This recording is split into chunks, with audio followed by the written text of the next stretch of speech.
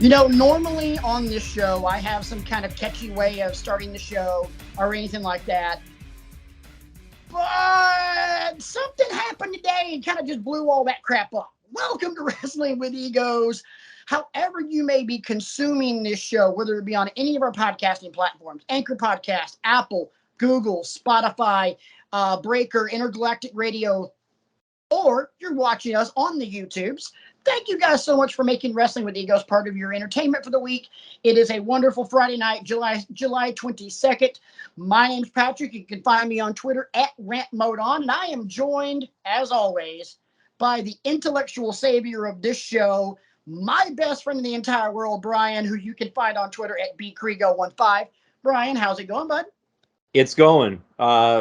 Yeah, we sat down earlier today, pre-show meeting, and talking about, hey, what are we going to talk about? I got some ideas for topics, and then everybody associated with the show started sharing press releases and links, and well, I guess we're talking about something else. And yeah, well, we're going to talk about both. We're going to talk about the 900-ton gorilla in the room in just a minute. But after we're done with that, we're going to talk about the misconception of so-and-so was or was not used incorrectly by WWE. And just from comparing pre-show notes, this is going to be an argument between two best friends, and it's going to be great. Buckle up, sweetheart. Here we go. Do not forget. Don't forget to like, subscribe, share, click the bell for the notifications on if you're checking us out on YouTube. If you're a part of our podcast family, please and thank you. Leave a 5-star review. We would greatly appreciate that. You can check out the entire show on Twitter at WrestlingXEgos.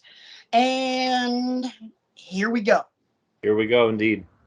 News broke today at about 4:00 p.m. Eastern that Vincent Kennedy McMahon has officially retired as CEO, chairman, head of creative, Lord Almighty of all things WWE. I cannot believe, Brian Aloysius Krigo, that those words came out of my mouth. Also, the fact that I told everyone your middle name. No, his middle name is not Aloysius. It's Samantha.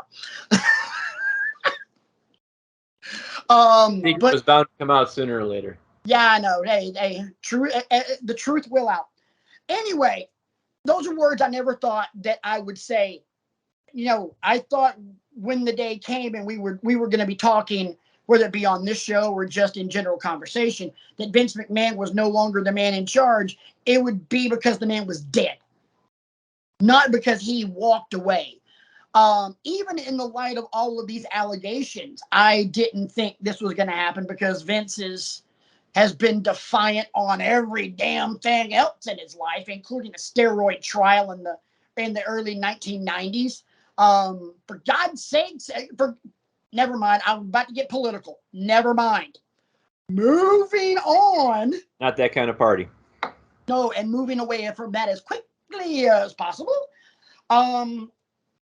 So Vince McMahon has retired, effective right now.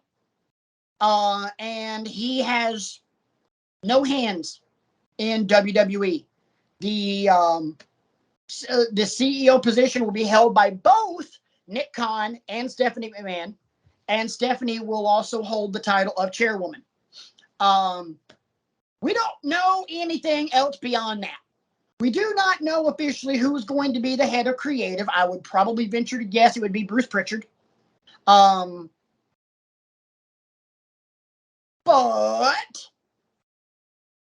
from there, I don't know. And that's a lot of things that are up in the air. There's only one other thing that is not up in the air right now. And apparently, Brock Lesnar is done. Because his response apparently around the rumor mill, and by the time this comes out on Saturday morning, this might not be the case. So, disclaimer right here, boys and girls. Brock said, if he's gone, then I'm gone. Okay, here's the interesting thing about all this. The Lovebird and I were eating dinner earlier, and we were having a conversation. You know, what are you guys going to talk about? And I mentioned her how we were going to talk about one thing, but some news broke today that we needed, that bears discussing. And I outlined everything for her, and she said, you want this to signal a change, in the product, don't you? And I said, well, yes. And she goes, come on, how much of a change in the product is there really going to be? Because even though he's given up all these titles, and even though he's quote unquote resigned, he's still going to be on the phone. He's still going to be, so how's it going? And he's still going to be. So I just wonder, because and she asked me, what stance are you going to take on it? And you know me, I always want to take the moral high ground, but we've done that to death. The man is reprehensible. The man is, if a tenth of the allegations are true, it's criminal, in my opinion. And you brought up the steroid trial. We've, brought up all the other, scandals and whatnot that the companies had to do. We've done that to death. I want him to just go away. Agreed. In my opinion, that is the only way. And with all due respect to the man, because he's done a lot of good for the industry too. I don't want to make it sound like he hasn't. That's not what I'm talking about here. And I'm not going to outline all those things either, because we'll be here for 5 hours. Let me jump in real quick to piggyback off of that statement, because what I got to say makes sense right in the here and now. Anyone that says that his contributions aren't critical to the world of professional wrestling is one thing, and they're two things and two things only. They are a Kool-Aid drinking AEW mark, and they're also stupid. Because Pollyanna, I think, would be a good analogy. If Pollyanna would be a good analogy for somebody like that you can't. Nice. It's very difficult to separate. I learned this in college. It's called it's conflict resolution. Separating the person from the problem. I can sit here and acknowledge that Vince McMahon is an integral part of the reason why you and I are sitting here talking right now. Right. He brought wrestling out of the carnival era, out of the territory era, and to the masses. And to me, indirectly. And that's why I'm sitting here talking about wrestling right now. But, sorry, I'm the babyface of this show. I believe that how you conduct your life and the kind of human being you are has a lot to do with things, too. And I can't get past the fact that you have apparently cheated on your wife multiple times. You've coerced these women into non-disclosure agreements and hush money and the like. And you also hold their job status over their heads because they don't want to do X, Y, and Z with you. That's where I'm having a problem with all of this. But I can sit here and be the moral police all I want. What it comes down to for me is, what's it mean going forward? And it's not a question I can answer right now because it just happened. Right. This is a conversation we're going to have in October, in January, next WrestleMania season, where we can see where have we come now with Nick and Stephanie in charge. And congratulations to both of them, by the way. It's not like Stephanie hasn't worked her tail off to get to this point. Triple H is back as head of talent relations, I read today, too, in an unrelated story. EVP of talent relations and live events, which was his role before his and it's medical all encompassing. It's not just for NXT. It's period, I think. Whole thing. He was before NXT 2.0 happened. He was essentially the head of creative for NXT. NXT was his deal, and then we almost lost him, and we lost NXT. By the way, you like my new decorations, Brian? I like them better if one of them was over here. I thought it was customary when you're the tag team champions that both guys have the straps, and here you are with both of them. It's funny that you mentioned that, because your best friend and tag team partner is a lot of things in this world, but one of them is also lazy, because you see, even though I drive past your exit going to my company's office at least once a week, I always forget to put this sumbitch in my car and take 5 minutes to get off of I-77, either going north or south, and drop it off at your house. I kind of keep forgetting to do that. Oh, that's fine. I totally get it. But what I want to see is I want to see what this means for now and for in the future. I want to see these people who, so that we don't, sit here and do a topic like this years from now, where it wouldn't have been nice if, Carmelo Hayes was used properly, or wouldn't it have been nice if Kevin Owens was used properly? I want to see these people. And I know not everybody can be at the top of the card, but I want to see what it does to the product on the screen, because I'm still far more enamored right now with AEW and, let's be honest, the other promotions that are bubbling, Ring of Honor, New Japan, all that kind of stuff, than I am with WWE, because there's very few things that they're giving us that are appointment television. Whereas with AEW, yeah, I had a visceral reaction the night to Eddie Kingston and Chris Jericho. I was pissed about how it went down. But things that happen on WWE television don't make me feel that way, and therein lies the problem. I don't have a reaction to it. It's just ho-hum. Exactly. By the way, Jon Moxley and Kenny Omega's barbed wire death match from the COVID era is now off the hook for worst match I've seen in the last 10 years. Yeah. My God. Eddie Kingston and Jericho are like, hold my beer. First half, great. The end, oh my goodness. The end was great, but No, the end was not great. Oh no, the end, yeah, no. But they started off and they were taking it to each other, and I was like, this is uncomfortable to watch. And then the schmaz happened, and the phantom punches happened, and I love Eddie Kingston to death, but come on. We went from ECW to Divas era. We went from, hard hitting, busting people open the hard way to Caitlin's on line 3 to talk to you. No. The other Funkadactyl. Cameron doing the split leg drop to try and pin Alicia Fox, but Alicia Fox is laying on her freaking stomach. Nice. That's what we got toward the end. I mean, my God. Anyway, moving on. Here's what I've got to say in terms of Vince, in terms of moving forward, creative. Unfortunately, we have to wait and see, because you're right, a lot of things could happen here, Brian. Vince could still be the great puppet master in the sky, pulling the strings, even though he's not, not dealing with the company. He could be on the phone right now with Bruce Prichard in the middle of SmackDown. Damn it, pal. I need more. That's what we fear is actually happening here. He's retired, but can he stay away? That's the thing. If he can stay away, let's say, hypothetically, Vince McMahon is gone. He is not going to have anything to do with the company moving forward.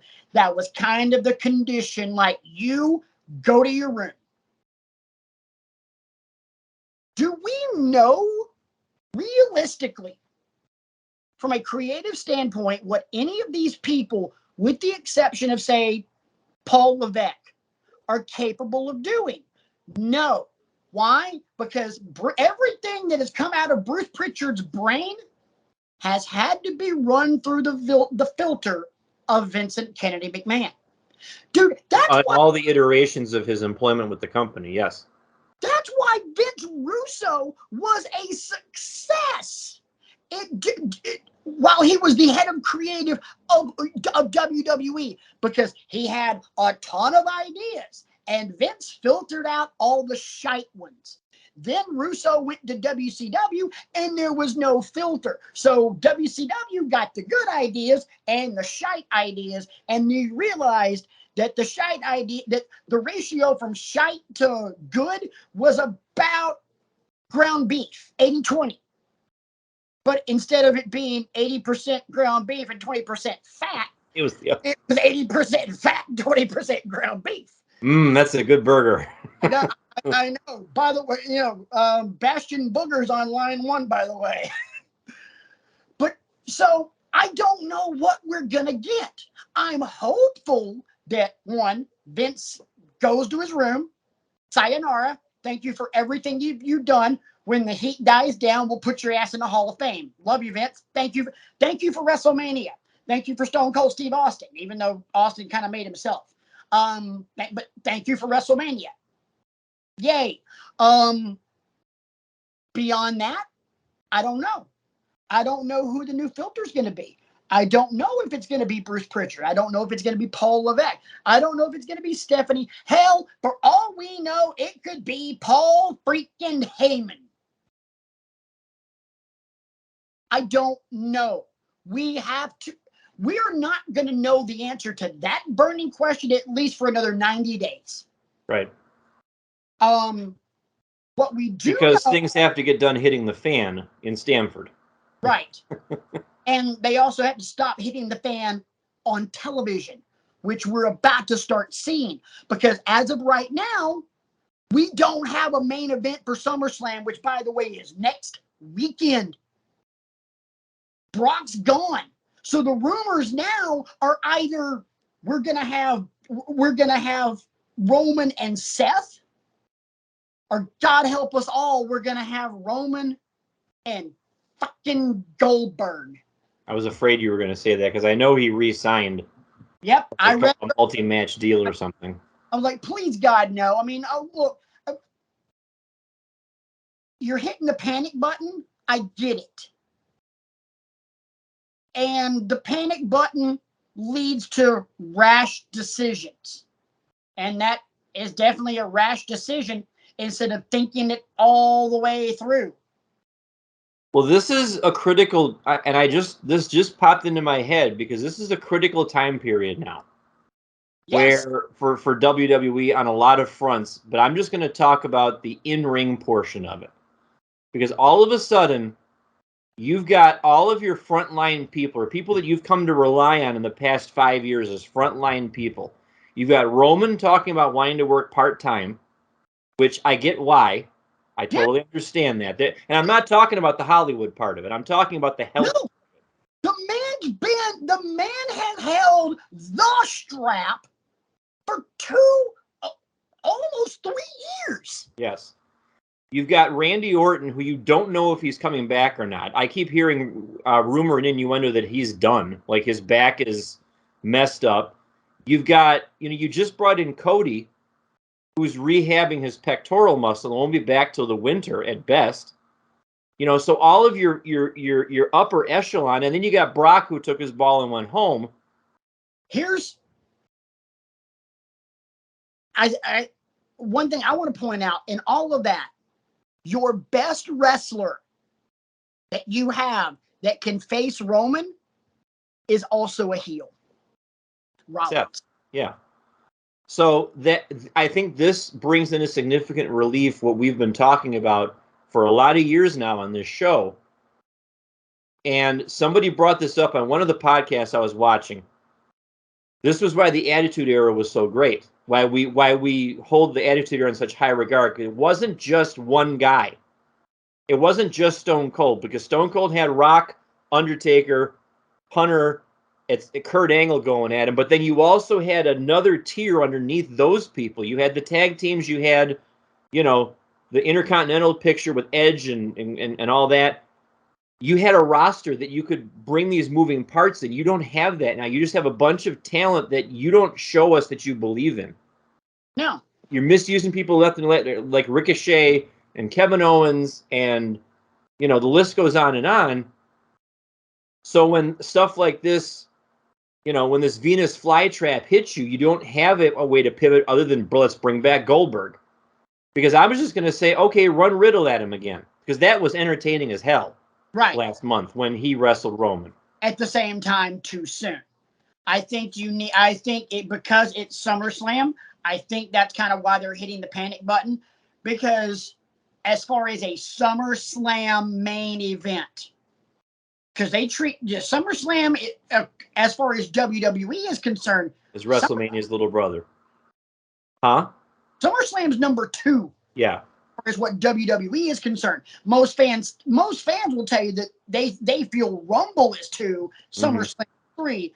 But you can easily see by how much marketing they put into it, and now stadium shows, that SummerSlam is their number 2 show. Yeah. You have to have a main event for this show, and anything else you do, I can't believe I'm going to say this. Anything else you do besides hitting the panic button is not SummerSlam worthy, because it hasn't been built worth a damn. Right. You cannot build.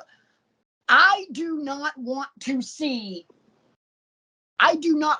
Seth and Roman with 7 days of build. Because that's the other problem. I don't know why they felt the need to make it now versus later in August, because it used to be an end of the summer thing. Is that because it's too close to All Out? They want to get away from the AEW events? Is it reactionary? Guarantee you. Okay. Guarantee you. There's no. Because I thought I was hallucinating when I saw the ads for it on July 31st. I'm like, no, it's not on July 31st. Well, yeah, it is July 31st. Never mind. AEW is running 2 massive shows in August. They are running All Out, and then they are running Grand Slam. That's right. That's okay. Well, I mean, it'll be interesting to see what they do in 7 days to, pick everything up off the floor. And unfortunately, right now, I mean, it's a wait and see approach, but there's also a 4-letter word that begins with H, and it's not hype, it's hope. Yeah. This is where I will leave it, and if you want to chime in after this, feel free, and you can have the last word. I've spoken my piece. Well, you might have something to say about this one. This is make or break for WWE from a fan perspective. And here's why.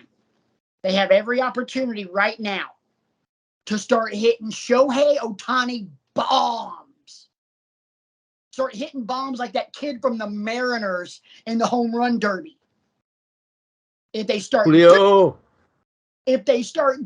that, that needle is going to start doing this in a quick way. Because I'll tell you right now, if you start giving me the same kind of in-ring or similar in-ring product to AEW, it all comes down to one thing: production value, marketing, money. And I'm sorry, but Tony Khan ain't swimming in that pool.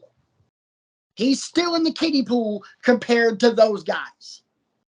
So if we start getting better content, you might be able to say... Because I feel like Tony Khan is... What I was going to say is you might be able to say a year from now that AEW is in trouble.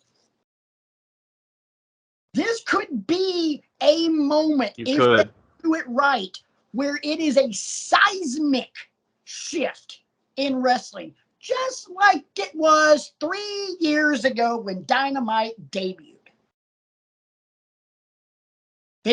Because AEW's got a similar problem, with Kenny being out and with Hangman, being miscast, and with Adam Cole being out, everybody's adrift, and you've got CM Punk out and so on and so forth. So it feels like they've been trying a little bit too hard, and where they could make no mistakes 6 months ago, now we're starting to see some warts showing. So I think you're right. I think there could be, but I don't think a main event of Roman and Goldberg is the way to get there. That's my thing. I mean, you got to have somebody else that you can use. I just don't know who that would be right now without having the roster. Brian, there for a 7-day build, there's nobody available to do that. You could do a 7-day build and hook people with Cena. I'd pay to see Cena and Roman again. That'd be great. And that would be the perfect stage for it. You can, but he's not available. Neither is Dwayne. No. It's SummerSlam on a 7-day build. You're not going to... If this were an independent show, yes. But not WWE. AJ Styles, as amazing as he is, does not get the same fanfare in WWE as he does everywhere else. You're talking about which is a crying shame. As is everything in wrestling with WWE. I mean, you can make the whole crying shame argument about 40 friggin' guys. Because Vince McMahon is a simple-minded buffoon. That he only wants one. That's brand. Actually a perfect way to segue into our other topic. Oh, and we'll think about it. But you can't do AJ. You can't do Seth. You can't do Riddle. You can't do Nakamura. You can't do Gunther. You can't do anybody on the roster for a 7-day build for damn SummerSlam. If this were Money in the Bank, okay. Yeah, you can get away with that. Not the second biggest show of the year. That's like having Ozzy and Rob Zombie. And I only use this reference because this was a concert that I remembered. It's like having Ozzy and Rob Zombie on the bill. Ozzy breaks his hip, and then they substitute. And this did not happen, but they substitute Ozzy with Creed. Hanson. Hanson. You can't give me AJ and Roman on a 7-day build. WWE needs more time than that. For them to be able to pull this off, the name itself needs to be an eruption. Like, Roman can stand in the ring. I don't care who I'm facing. Come on out. Name on the active roster. Name one person where their music hits and the roof gets vaporized. And if you answer it, I'm going to buzz you because there's nobody. And I realize that's not an indictment on me. It's an indictment on WWE. Exactly. Because I'm trying to make a main event for you and it's not working. Again, if you're making that main event for any show that does not have the letters WWE in front of it, you take Roman, put him in any other promotion, but don't change a damn thing about Roman. Roman is the best thing going in that company. He has been the champion for damn near 3 years, and his build has been damn near flawless.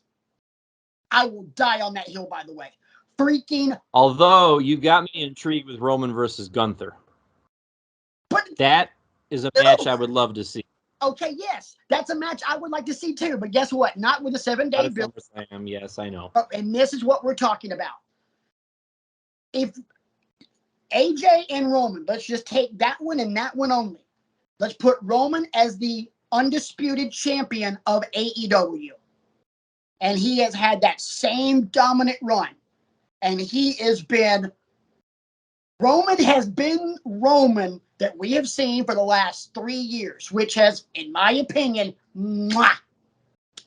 Roman stands in the middle of the ring. I don't have an opponent. Who wants it?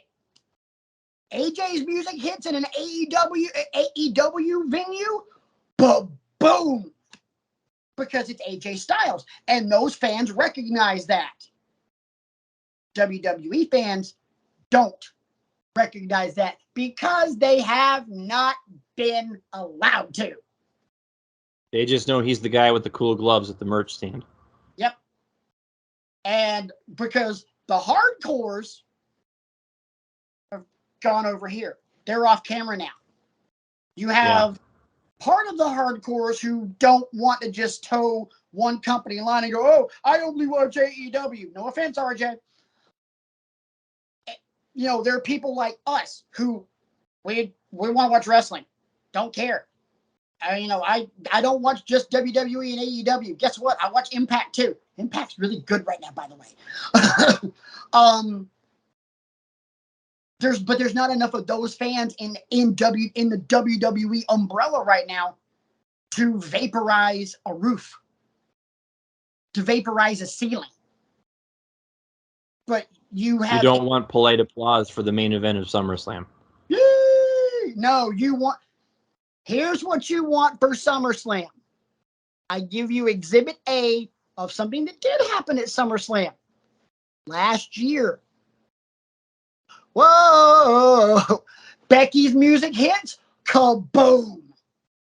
Yeah. Guess what? You don't have anyone tied to WWE right now that you can do that with. And you need to do that to save this one. You ain't got it. There is no club in the bag. You're looking to make a peanut butter and jelly sandwich, and the only thing you got in your cupboard is either Nutella or Vegemite. You ain't got peanut butter.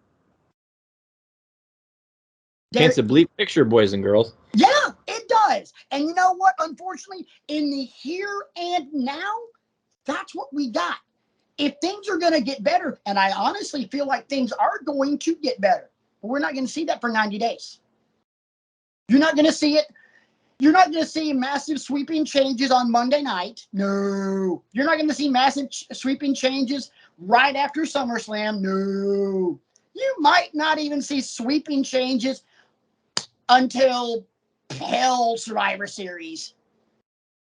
Because right now, they don't have a plan. Right now, WWE is scrambling to put something together in 7 days because the only guy that had the playbook, Vince McMahon is Nick Saban. Nick Saban does not share the tricks of the trade that Nick Saban knows with the rest of his coaches. If Nick Saban were to drop dead right now, the University of Alabama's football team is screwed. I wouldn't want Saban to drop dead, but I would want Bama's football team to be screwed.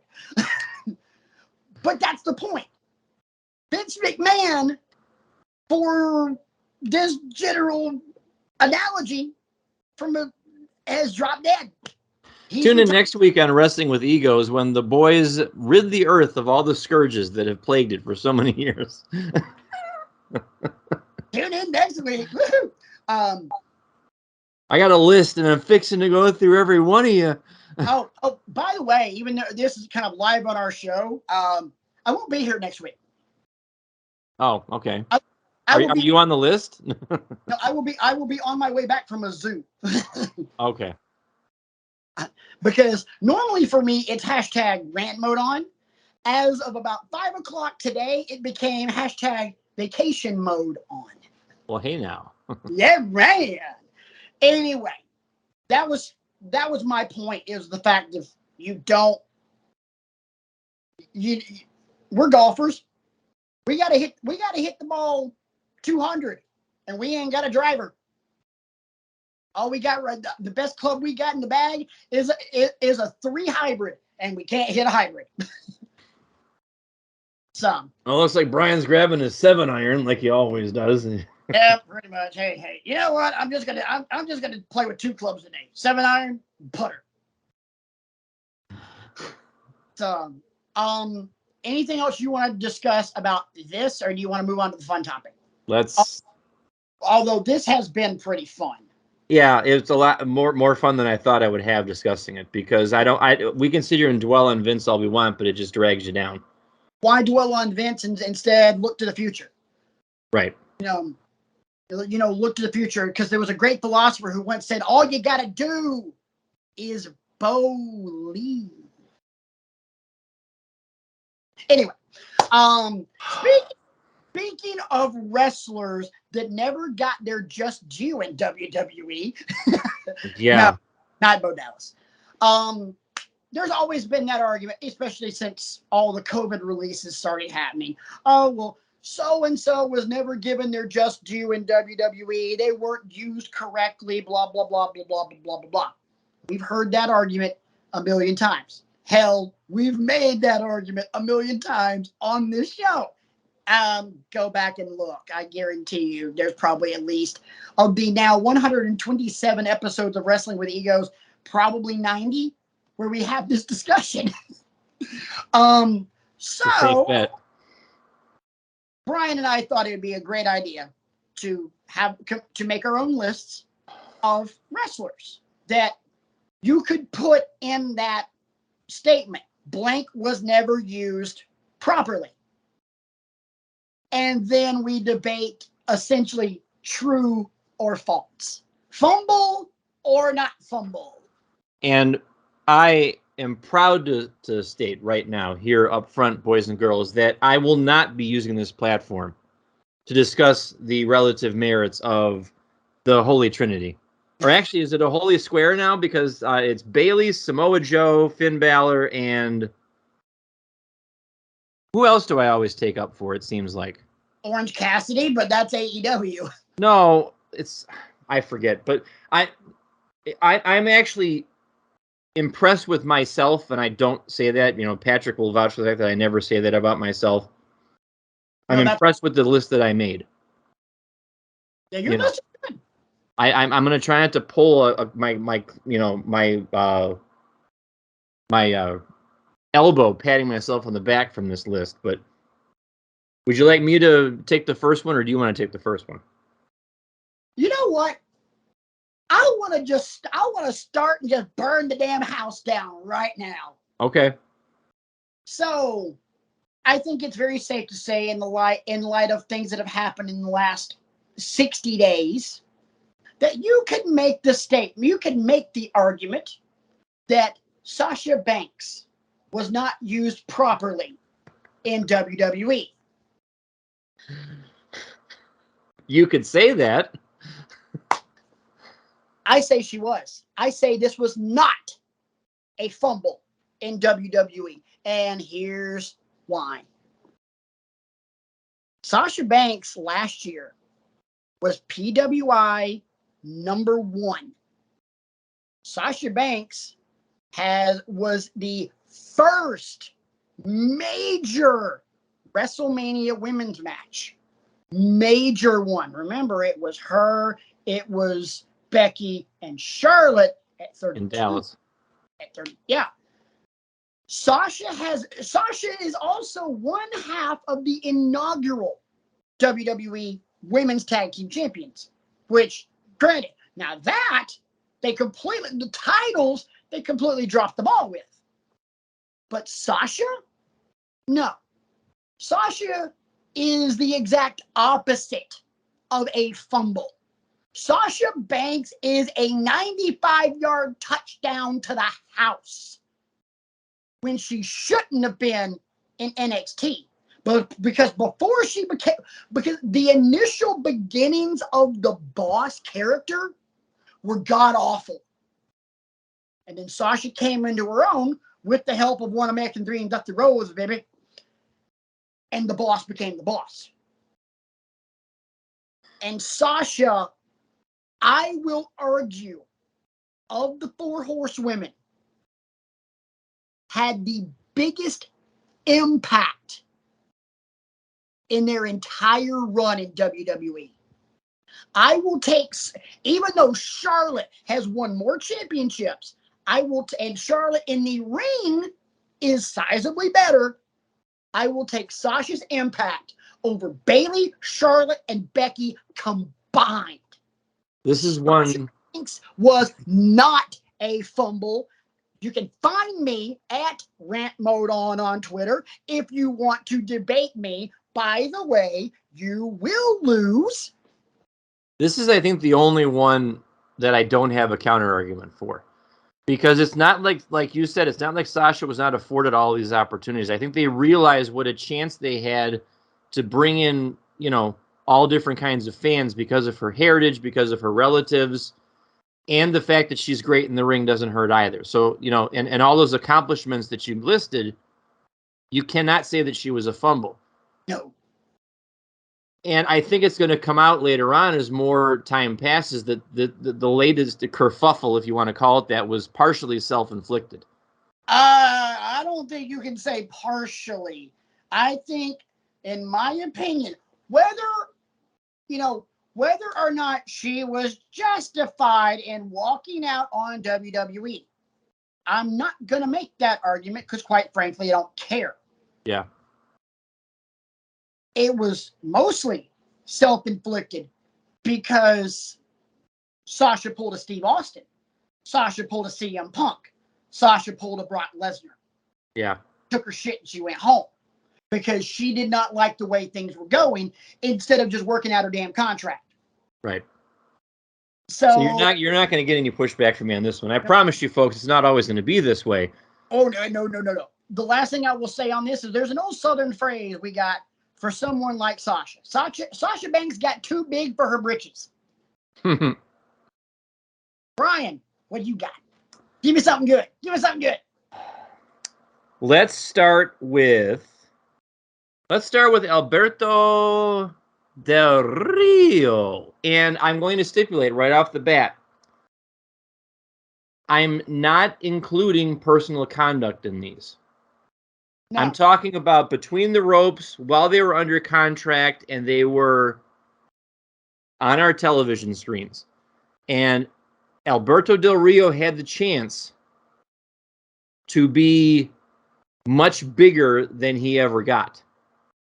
I call this one a fumble, and I call it a fumble because of the fact that, and this is probably going to be a theme that runs through a lot of my arguments, is you're only allowed to go so far. And if you go further than we think you should be going, we're not going to let you go any further than that. Alberto Del Rio, called a glass ceiling, boys and girls. Right. Del Rio had the misfortune of being in the company at the same time as guys like Punk, guys like Cena, guys like, trying to think of who else he might have feuded with, Orton. Or Edge. Yeah. So the fact that he was getting over and the fact that he was a better than average heel, it didn't go in line with what the office felt, should his ceiling should have been. So I would argue it was a fumble because of the fact that we were still too much invested in Cena, too much invested in Punk, too much invested in, insert name of guy here. It would have been interesting to see what Del Rio could have done with an extended amount of time with the championship. I will agree with you on the fumble. I will not agree with your reasoning behind it. Because I don't think, in my opinion, it really matters who the other cogs in the wheel were. Cena, Edge, Punk, Taker, Swagger, Ziggler, the list goes on of all those other world title contenders during that point. WWE could have and should have done with Alberto Del Rio exactly what AEW is doing with Andrade El Idolo. A rich man, good-looking cat, and play that up.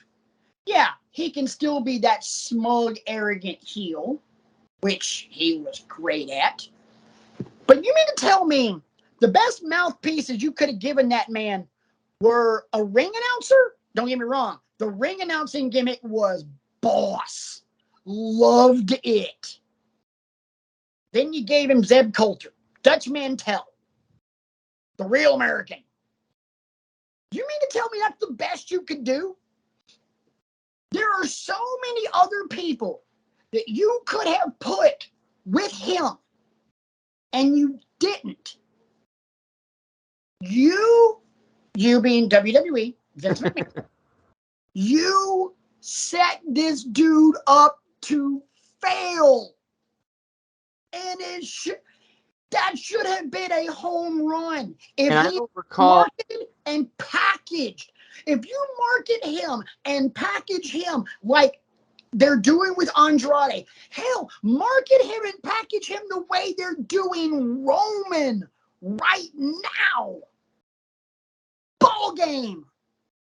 I don't remember Del Rio's language being that much of an impediment. When he would speak English, no, just let him talk for himself. I don't know why they feel.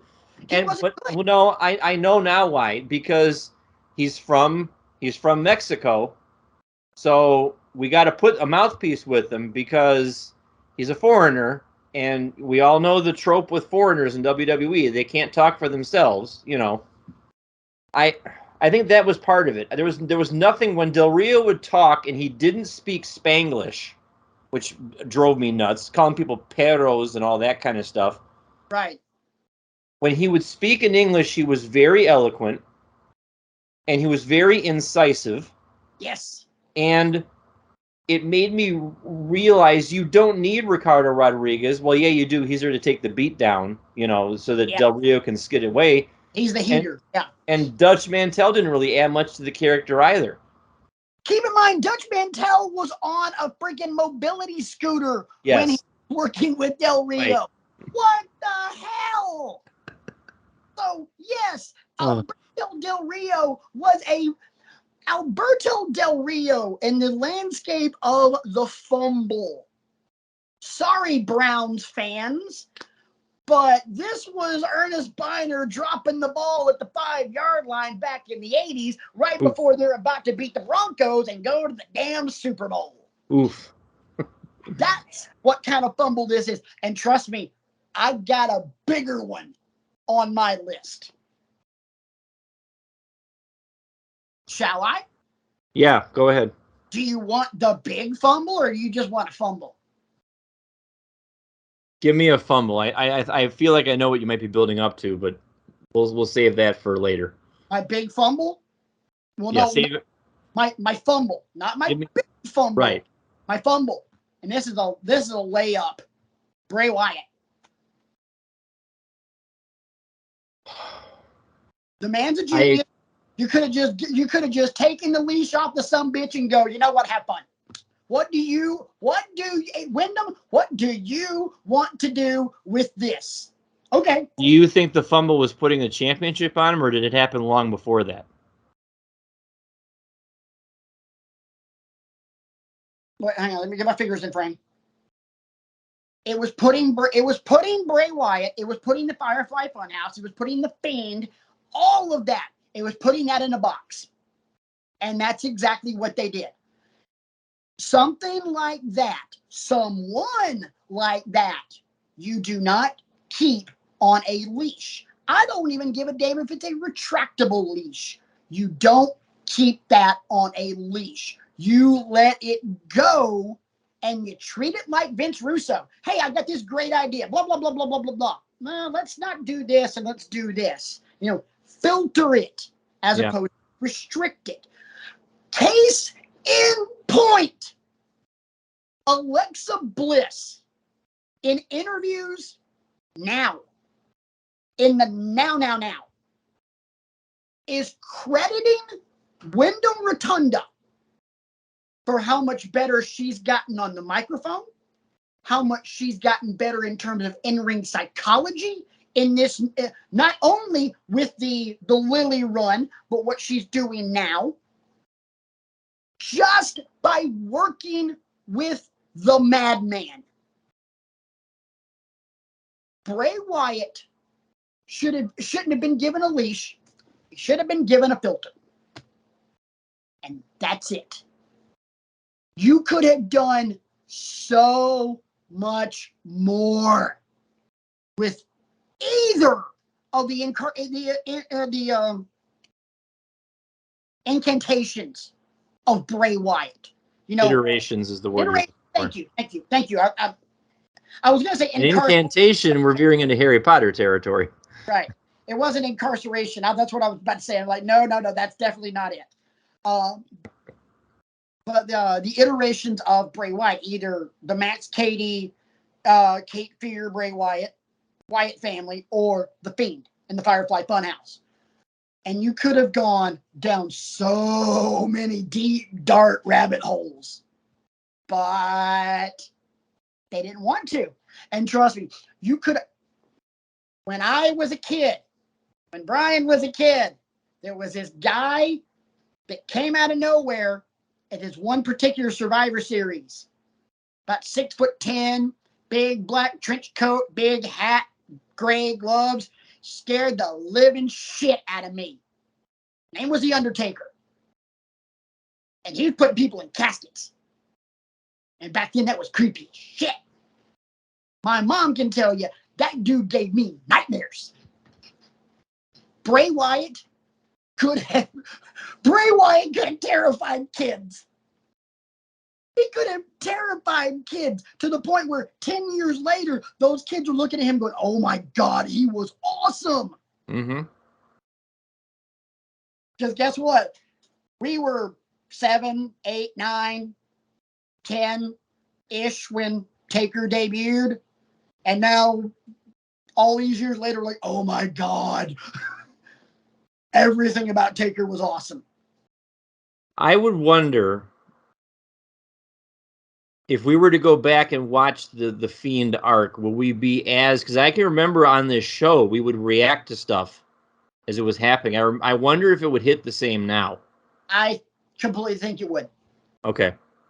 Honestly and truly, I think it might hit harder because we would understand the nuance.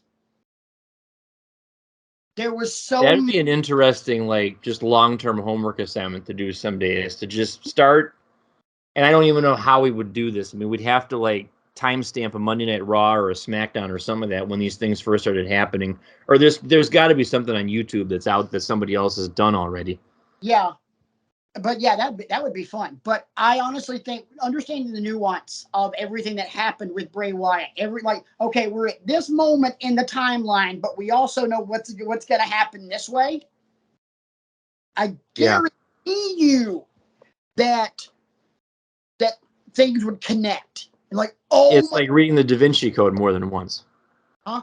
It's like reading the Da Vinci Code more than once. She's like, oh, okay, yeah. Or reading, Sorcerer's Stone more than once. Right. Watching any major sci-fi movie multiple times. Watching The Matrix multiple times and going, oh, that's what that meant. So I think we sort of agree on this one, but I think it's why the fumble happened that's where we deviate, because I'm taking the Adam Blampied argument that Bray didn't need a title. That kind of a character, that kind of presentation, his motivation should not have been this object that everybody else is striving for. He didn't need the title. You're right. But having the title was cool, and they could have done more with that. Yes. But they didn't, and they decided to make him a fucking transitional champion by feeding him to damn Goldberg. Don't get me started. Adam's argument is valid. Your argument is valid. He did not need the title. But that is an argument that you can literally make valid points either way. Yeah, he didn't need the title, but he got the title, and they could have done X, Y, and Z. Yeah. If they didn't put the title on him, they could have done A, B, and C. I'm going to move on to one where I feel like we're finally going to argue about it, because we really haven't done any arguing yet. Right. We kind of have. We've been civil. Oh, trust me, boys and girls, we about to fight. We've been pacing. We've been, observing all the, the niceties. But I'm going to bring up the name of Dolph Ziggler. Oh, here we go.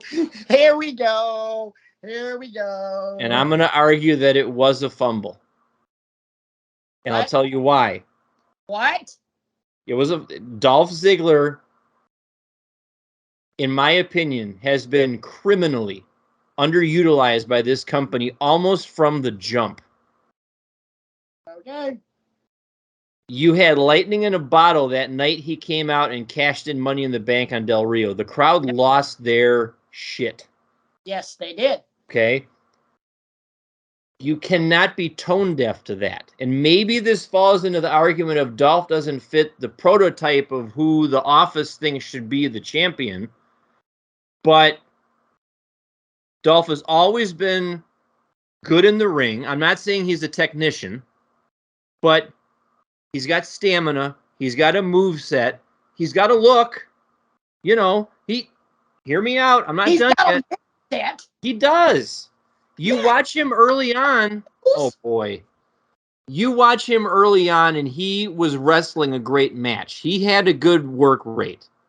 Early, yes. Yeah, but that was the time where they should have invested more in him, more screen time, more. Again, why are you putting Vicky Guerrero with him? Here's another example of somebody who I don't think needed a mouthpiece. Dolph's always been good on the microphone. You know, I'm not saying that he's the best. What? Oh, I wish the podcast people could see the look on my face. Well, is it because you're still thinking about him as part of the Spirit Squad because he's grown up? No. I mean, I just feel like it was a lost opportunity. I do not give a rat's popcorn fart that he was in the Spirit Squad. I don't give a damn because there are so many other things in Dolph Ziggler's singles career where you're right. It was a fumble. It was Deshaun Jackson with the ball taking a punt return 99 yards to the house. But he dropped the ball like an arrogant twat at the 1 yard line. He fumbled the damn ball, not Vince, not Bruce Pritchard, not anybody else. He fumbled the ball. Why? Because Dolph Ziggler was too busy trying to be the next Shawn Michaels. Dolph Ziggler was too busy trying to be everything that people compared him to. Instead of trying to set himself apart, he became cookie cutter, blueprint, creator wrestler. I could go on my PlayStation, pull up WWE 2K22, and make a wrestler in less than 5 minutes with the same fucking moveset as Dolph Ziggler. Why? Because it's all basic Becky bullshit. The Young Bucks are Shawn Michaels' blueprint cookie cutter wrestlers that set themselves worlds apart from Shawn Michaels. Dolph Ziggler did not. Dolph Ziggler doesn't have any exciting moves of his own. He has a super kick. He does a stinger splash. He does all this other stuff and he shows off. What do you fucking do? You show off. Shawn Michaels did that shit a hell of a lot better than you did. Hell, The Rock showed off better than Dolph Ziggler did. The only thing that Dolph Ziggler had, moveset-wise, that set himself apart was the worst finisher ever. The zigzag is stupid as shit. I knew that was coming. The zigzag is... That's unfortunate, but... I'm about to say a word that I'm sorry. It was the gayest damn thing I've ever seen. It is the lamest... I'm sorry I used that word. It is the lamest damn finisher I have ever seen. It is more lame than... The Cobra. Huh? The Cobra. The Cobra was entertaining as shit. It was more lame than the original version of Dean Ambrose's Dirty Deed, that headlock driver. Oh, yeah. That was lame as shit. Guess what? I guess. What? Dolph needed Vicky Guerrero. You know why? Without him, click. And I'm hitting that button right there that says mute. Because guess what? Anything that he says, the only time Dolph Ziggler was riveting on the mic by himself was a couple of months ago when he had the NXT championship. Dolph Ziggler was a freaking gangster in NXT. And that's the only time he has been truly relevant. He's been relevant because he's been across the ring from other people that were playing the heel. He had that great run when he was challenging for the Intercontinental title against The Miz. You know, when he was faking retirement and all that stuff. But aside from that, the only thing Dolph Ziggler is I can really point out and say I remember him for this was he dumped AJ Lee, and he was standing in the ring with with Vicky Guerrero and John Cena the night that the fans wouldn't let Vicky get a fucking word out of her mouth when they just kept booing her. Dolph Ziggler has been the side piece to a whole bunch of cool shit in wrestling, but none of it was his fault. He's Deshaun Jackson at the 1 yard line. Oh, I've got a touchdown. Whoop. I'm an arrogant twat. I'm approaching it from the standpoint of I feel like a lot of that you brought up could have been counteracted. Yeah, it could. I know, and I'm not absolving him of responsibility for it. But if you're given that push early on, and you take that push and do something with it, I don't know that. And we can sit here and we can say, well, the fact that you don't remember anything that happened after he cashed in Money in the Bank, just speaks to why, Nobody remembers. And you know why? His title reign lasted about 30 days because Jack Swagger kicked him in the head and gave him a massive effing concussion.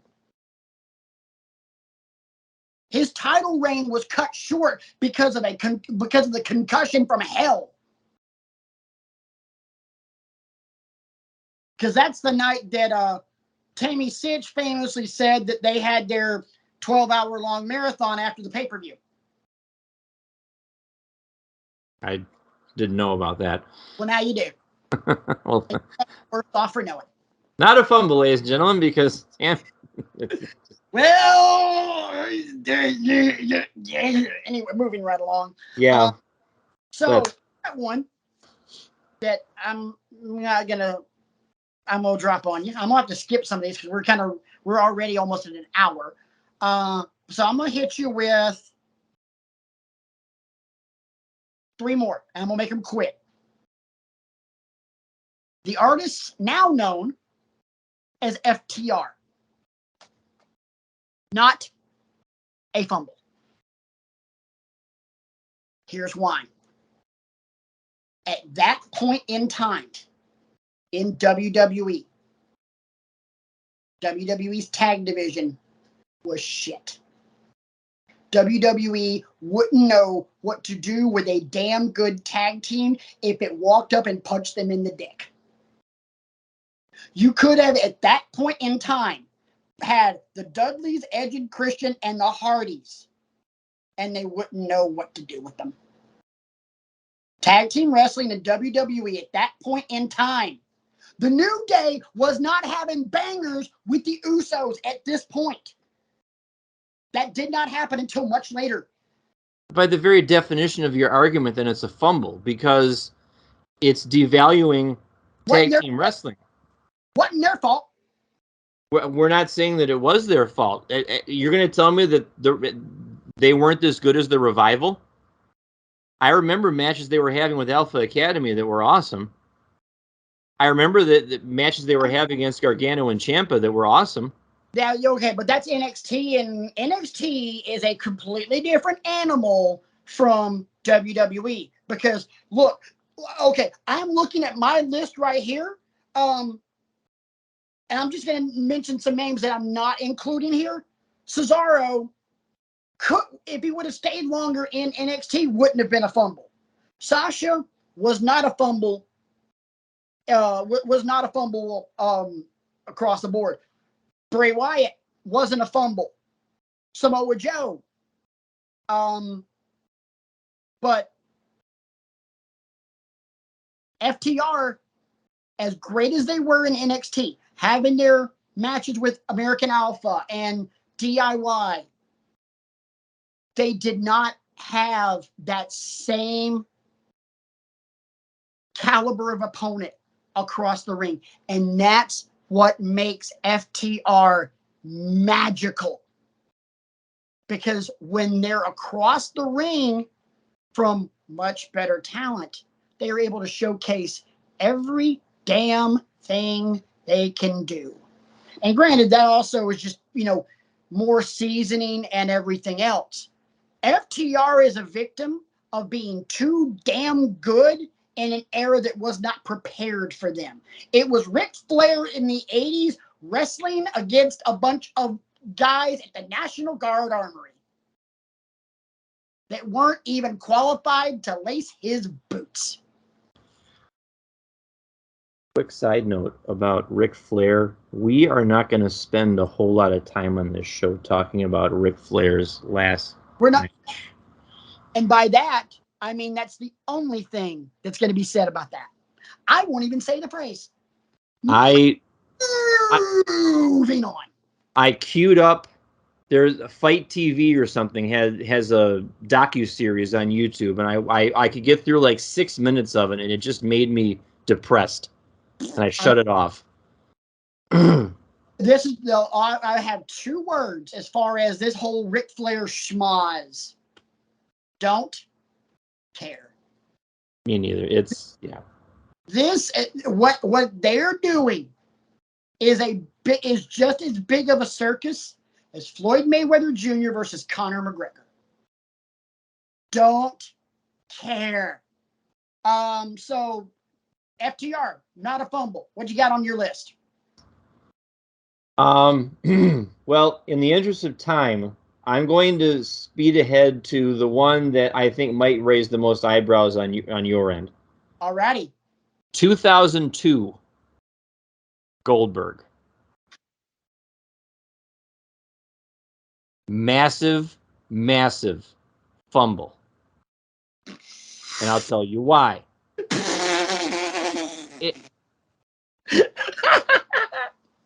Say what you will about the guy now, how we trot him out and he sweats the minute he picks up a microphone, and he's got the pit stains and everything else, and they're just insistent on, in case of emergency, break glass and all other stuff, and I got another multi-match contract, blah, blah, blah. You had a fleeting chance to make something out of the invasion angle. I wish, and I'm still waiting to hear the argument about why these contracts were so punitive that they couldn't have just bought out all the ones people would have given a damn about seeing in the first place. You had the money. Don't tell me you didn't have the money to get Sting in earlier on, to get Goldberg in early on. But let me finish the argument about Goldberg and why it's a fumble. 2002, Goldberg shows up and, beats the tar out of The Rock, sends The Rock back to Hollywood, blah, blah, blah. And everybody's like, oh, wow, And then, of course, he runs up against Triple H, and, he's burning through Evolution left and right. You get into that Elimination Chamber match at SummerSlam. That's where Goldberg should have won the championship, in my opinion. But no, you got Triple H in the bike shorts because of his groin injury and stuff like that, and you got Ric Flair tossing the sledgehammer in, and you're going to tell me that one sledgehammer shot cuts down the guy that just went through everybody else like salt through a widowed woman, as JR is so fond of saying back in the day. I love that line. That is a good... In my opinion, the wrong guy won. You had a chance to make Goldberg a threat to Triple H, and he was never really presented as... And I know why. Because Goldberg was always going to be the WCW guy. Anytime a WCW guy has come through, they never do as well as their pedigree tells them they should. Maybe that's a poor choice of words. But I feel like at that point you had an opportunity to make him a viable threat where he could have been seen as somewhat of an equal to Triple H at that point. Because this is the Reign of Terror era from Triple H. And that's why sometimes it doesn't hold up to repeated viewing. It's because, geez, you're going to tell me there wasn't some people in the back that could stand up to the guy? I know you're trying to portray him as this monster heel, but Goldberg at that point had a lot going for him with the streak in WCW, the name recognition, the clout, getting eyeballs on the product. That's why I feel like at that time in 2002, it was a fumble. Oh, Brian. First off, Triple H is the monster heel in 2002. This person should beat him. This person should beat him. This person should beat him. Sound like anybody that we're watching on TV right now? Roman Reigns. Ding. And that's why Triple H didn't lose. Triple H was getting that build, and he was the monster heel, the dominant heel, just like we're seeing right now with Roman. Roman's just on a bigger scale. Goldberg, as someone, with all due respect, good sir, as someone who embraces WCW because you watched it on the WWE network, I was born in that fire. You only embrace the darkness, Batman. I was born in it.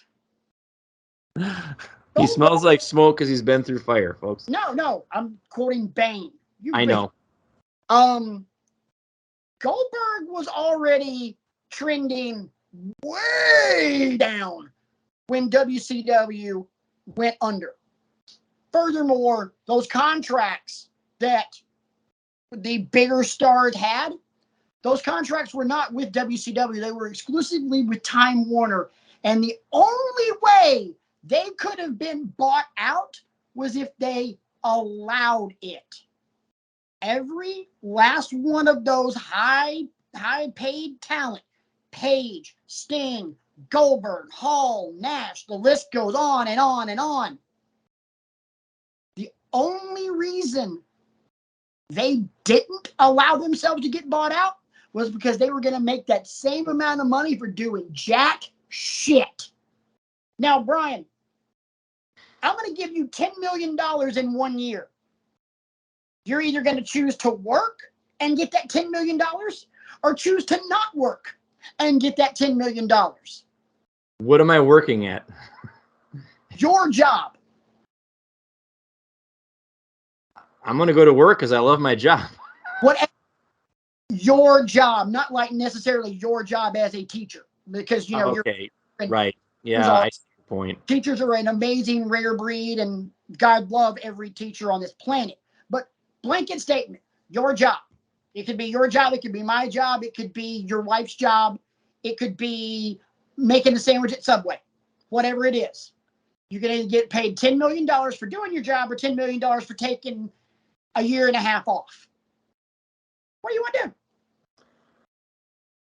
When you phrase it like that, it's got to be the year and a half off.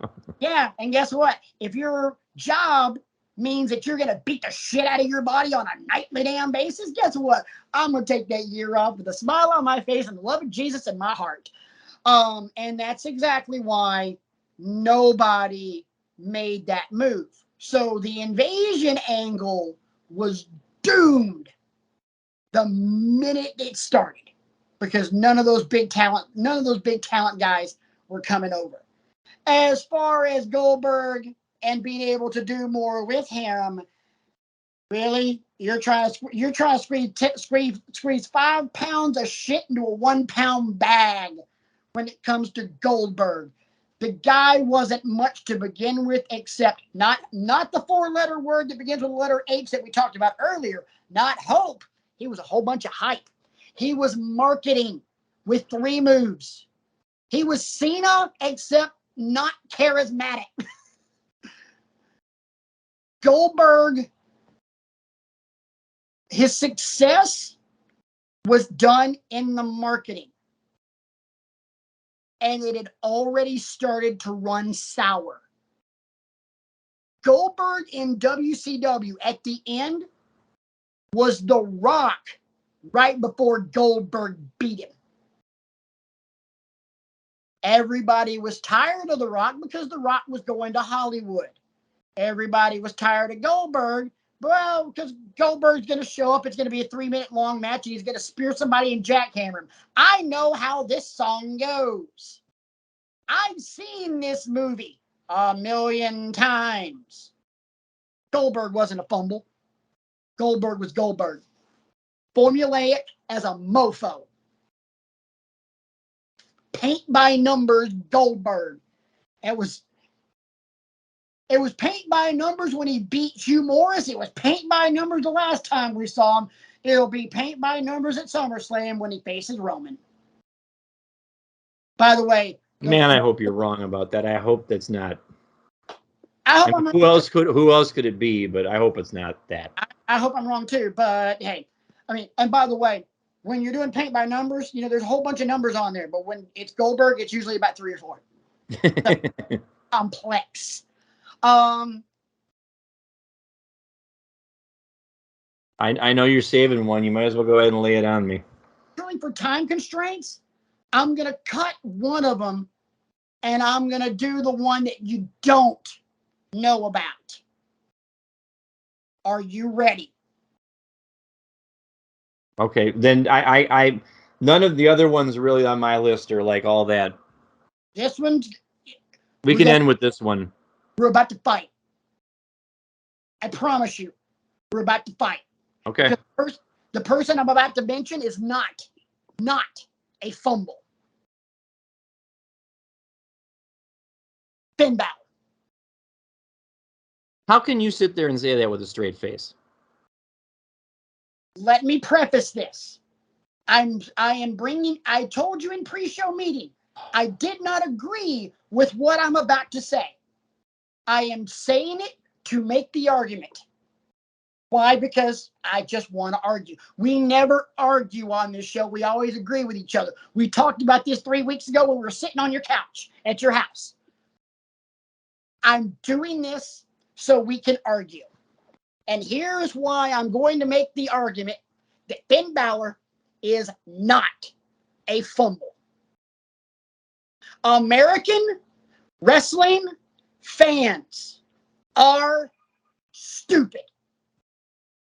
They don't get it. They don't get him. Vince McMahon didn't get him, much like Bray Wyatt.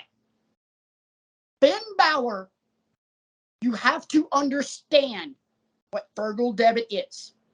You have to understand that there is more to Fergal Devitt. There's more to Prince Devitt, more to Finn Balor than just the music and the trench coat and the putting your hands up and the lights come on. There's the whole damn deal about the face paint.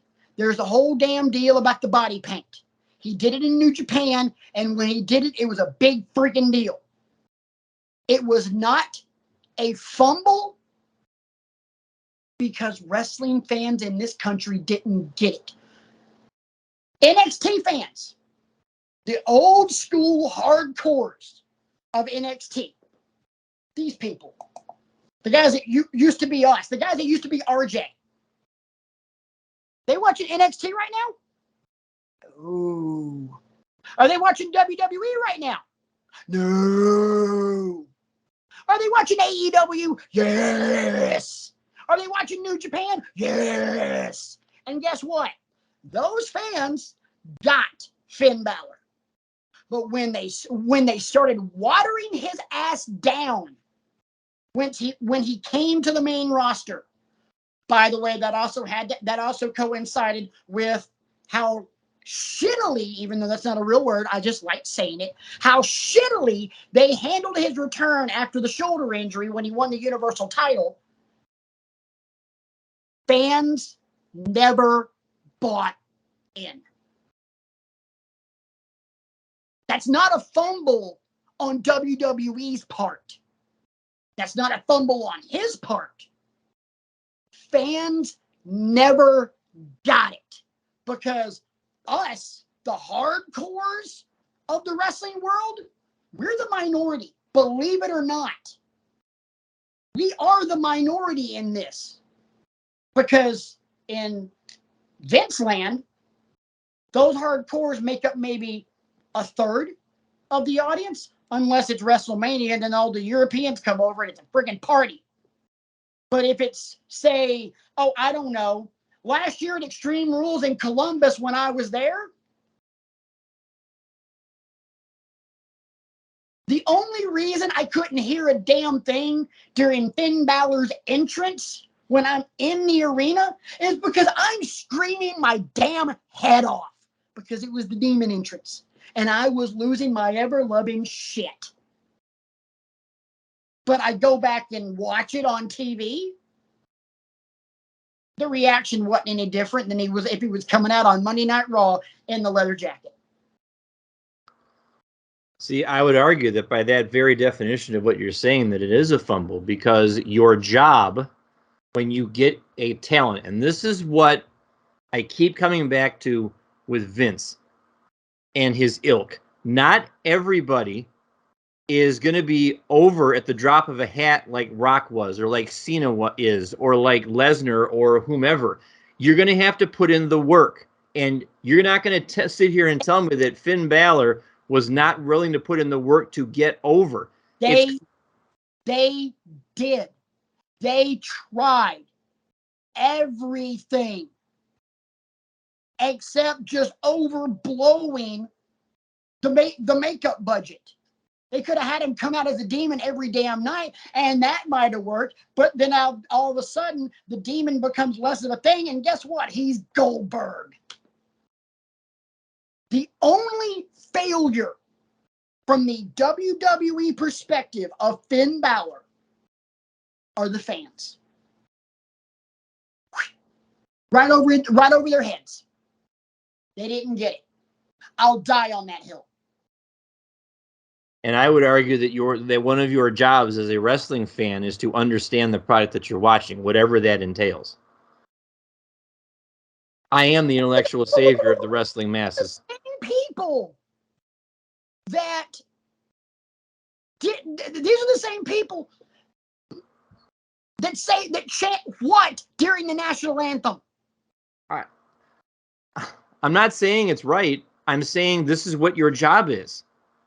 You know, I know you're buying a ticket to escape for 3 hours or 2 hours or whatever it is, but I think you should be well versed in what you're seeing. You should be curious about, who is this guy that's coming out, and why is he doing the things that he's doing? And yes, I'm dealing in suppositions, but Brian Aloysius, Samantha Kriego, you're absolutely right in what you both of them. It's not just one, it's both. Right. You're absolutely right in what you just said. Throwing my government name out there. It should be the fans' job, but you are saying this as a card-carrying member of the hardcores. You're right. I need to tell them. I need to tell these people. Right. They got to know. There's a difference in being a card-carrying member of the hardcores and not, because you're saying this, and you're saying this opinion that wrestling fans should do this and should do their homework from the eyes and the heart of a hardcore. Because I know what the other side is like. I used to be just this blithering idiot that only watched one program. And it's like we talked about a couple of weeks ago, my worldview has changed. And that's, I think, part of your responsibility as a wrestling fan is to expand your worldview and understand how much great wrestling there is all across the world. It's not just John Cena and his hustle, loyalty, and respect. There's more out there. Stop right there. I love the fact that you said that. Let me ask you a question about your worldview. Honest to God, hypothetical situation, and think long and deep on this one, Brian. Hypothetically speaking, you never meet me. Do you go seek this information on your own? I suppose it depends on who else I meet. So I guess if I'm answering it that way, probably not, unfortunately, because when I was first exposed to wrestling, all I knew about was WWF at the time. Right. And I didn't even know about this fact that there were other things until I told about my origin story a couple of years ago, how I would, started going to Blockbuster and renting tapes, and I would see, what's this WCW sold out? Why is it in the wrestling section and stuff like that? And did I rent that tape? No, I didn't. But now that I have the access to it, yes, I watch it and I try to understand the history and all that kind of stuff. But I suppose the answer to your question is, would I have sought it out on my own? I'm embarrassed to say this, but probably not, because it's what you're ingrained with. It's how you start off. Point made. I win. But thank God I did meet you. Right. for multiple reasons, but the world, yeah, but the world, wrestling fans need to be shown that there's other things out there. It's Right. it's the analogy for what's going on with the world at large. We need to know that our narrow worldview is not all that's going on. There's other worlds out there. You're making my point for me right now. Wrestling fans, I said earlier, American wrestling fans are stupid. American wrestling fans are also lazy. They're not going to go get that information unless they really, really want it. And in this generation of society, no one's going to go get that information unless it can happen in 2 or 3 clicks. I was just about to say, it literally can. YouTube.com. Right. Finn Balor. But you have to start thinking about, oh, well, where would I, what should I be looking for? Because if you just go to YouTube and just put in the name Finn Balor. I know the top search results are going to be WWE related, but that mouse has a scroll feature on it. B, hear me out. Hear me out. You're you. I still live in Alabama. My daughter doesn't exist. I never met her mother. I am still a sports writer in Oxford, Alabama. God help me. You see Finn Balor on your TV. Oh, this is really cool. I kind of like this. This guy's awesome. Have you ever heard this guy, heard his New Japan name anywhere in WWE programming? The answer is no. So unless you're willing to go try and find that information, which would require you to do a little bit of a deeper dive on the internet, you're not going to know to go look for Prince Devitt. You're not even going to know who the effing Bullet Club is. Ancillary question: you took yourself out of this equation? Are you taking RJ out of said equation too? Yes. That's not fair because I knew him long before I knew you. Know that. But don't get me wrong. I love RJ and his wife and their kids to death. Really ask yourself this question. Who's louder? Who has a bigger mouth? Yeah. Don't get me wrong. I'm not saying I am not saying that it is, somebody's winning this race by 50 yards. Oh, no. You can go back in the archives of this show and you can bring some evidence to bear that would suggest. I most certainly know this, but Scott frickin' Norton. Let's bring out Scott Norton.